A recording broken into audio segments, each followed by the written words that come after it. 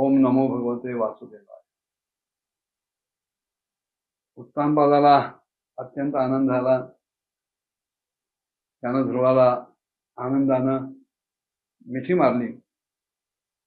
पुढे ध्रुवानं आपली धाकटी आई सावत्र आई सुरुची हिच्याही चरणांवर आपलं मस्तक टेकवलं आणि त्यानं आपलं मस्तक टेकवलं. मात्र सुरुचीनं त्याला वरच्यावर उचललं आणि आपल्या हृदयाशी लावलं. अश्रू गदगद वाणीनं तिनं चिरंजीवी हो असा त्याला आशीर्वाद दिला. मैत्र म्हणाले, यस्य प्रसन्न भगवान गुणैर मंत्रादिभिर हरिः तस्मै नमन्ति भूतानि निम्न माप इव स्वयं. की ज्या प्रकारे पाणी स्वतःच आपणहूनच खालच्या पातळीवर सतत वाहत राहतं, त्याचप्रमाणे मैत्री इत्यादी गुणांच्या मुळे ज्याच्यावर भगवान महाविष्णू प्रसन्न होतात त्याच्यापुढे सगळेच जीव झुकतात. ज्या स्त्रीनं आपल्या या सावत्र मुलाला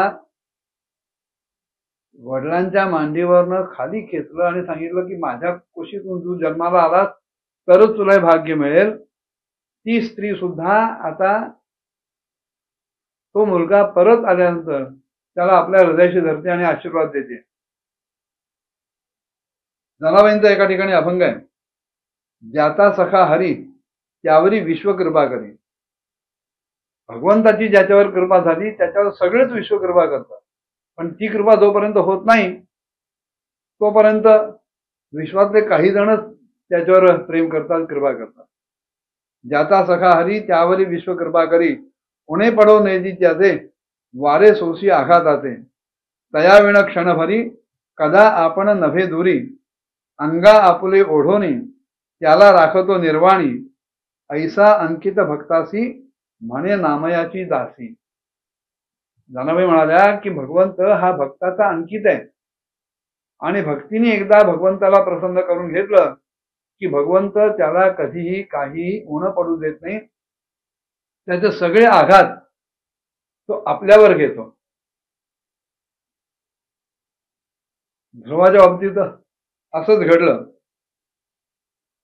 पुढे उत्तम आणि ध्रुव ह्या दोन्ही भावांनी एकमेकांना दृढ आलिंगन दिलं. परस्परांना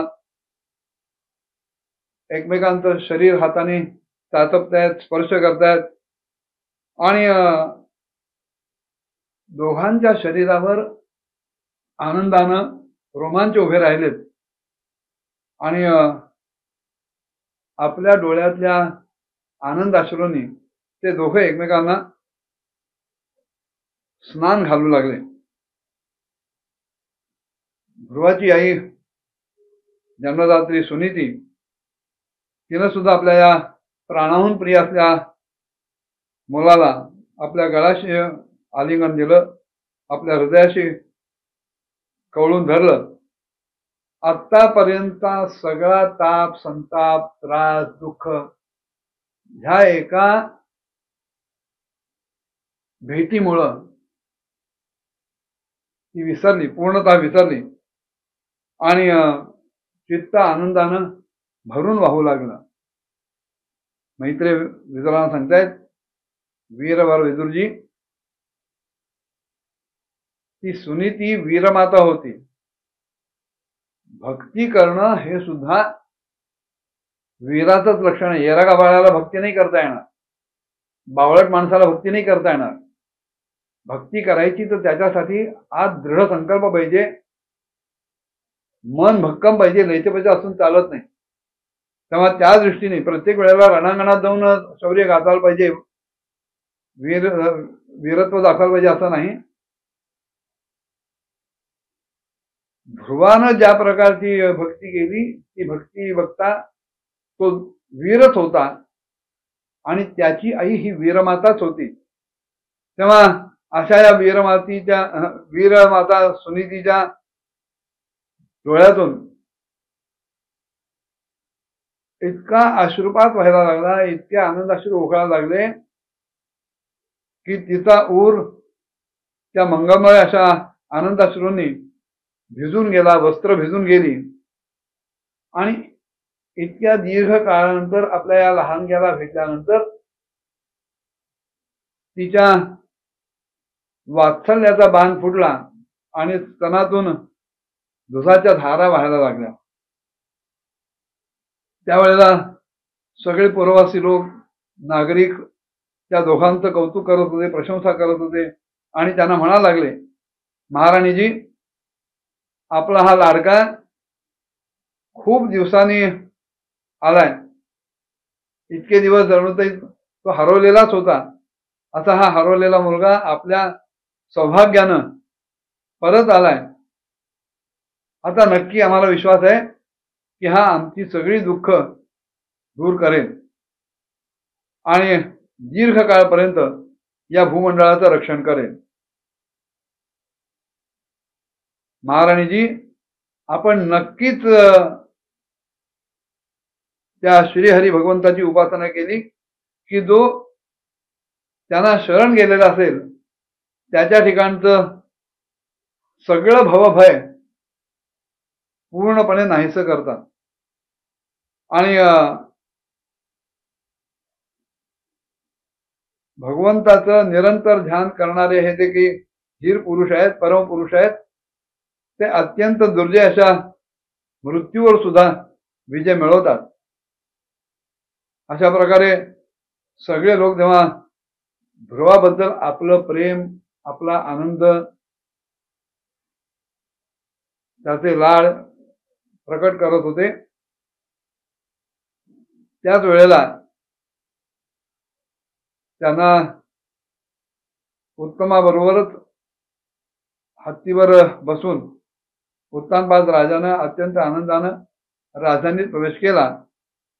आणि त्यावेळेला सगळे नगरजन आपल्या भाग्याचं कौतुक करायला लागले की इतक्या 6 महिन्यात, अवघ्या 6 महिन्याच्या तपश्चर्यानं ज्याने भगवंताला प्रसन्न करून घेतलं, अशाच दर्शन, अशाचा सहवास आम्हाला झाला, तेव्हा आम्ही सुद्धा तेवढेच भाग्यवान आहोत.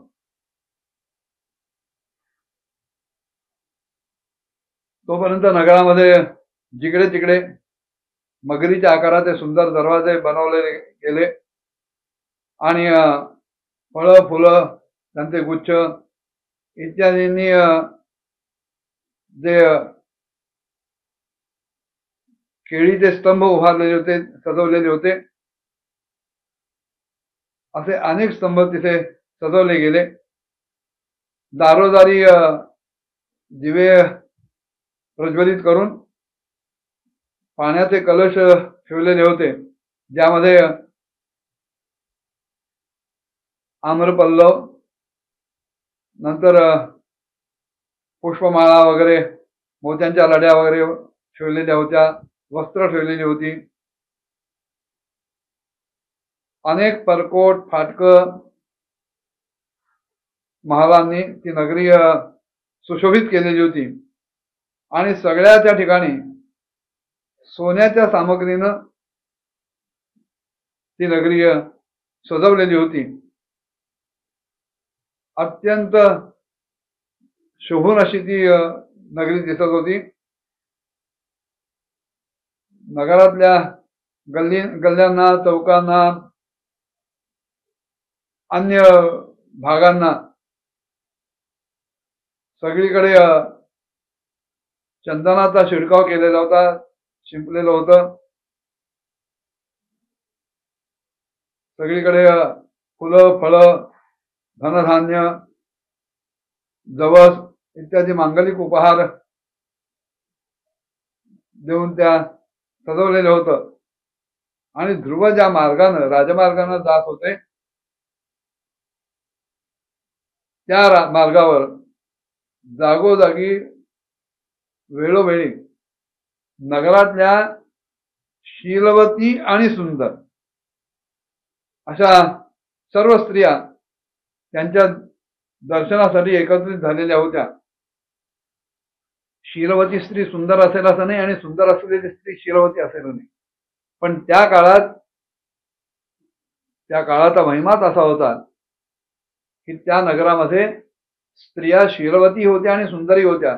अशा सगळ्या स्त्रिया ध्रुवाच्या दर्शनासाठी, त्याला बघण्यासाठी उत्सुकतेने जागोजागी गोळा झालेल्या होत्या. आणि त्याला बघितल्यानंतर त्या सगळ्या स्त्रियांच्या अंतःकरणामध्ये वात्सल्य भाव उसळून आला आणि त्या वात्सल्य भावातून त्यांनी ध्रुव बाळाला अनेक आशीर्वाद दिले. त्याच्यावर अक्षता, दही, पाणी, दुर्वा, फुलं, फळं इत्यादींचा वर्षाव केला आणि त्याच्यासाठी अत्यंत सुंदर श्रवणमधुर अशी गाणी गायल्या. आणि हे सगळं चालू असताना ध्रुवानं आपल्या वडिलांच्या महालात प्रवेश केला. पुढे काय झालं पुढच्या भागात बघूया. ओम नमो भगवते वासुदेवाय.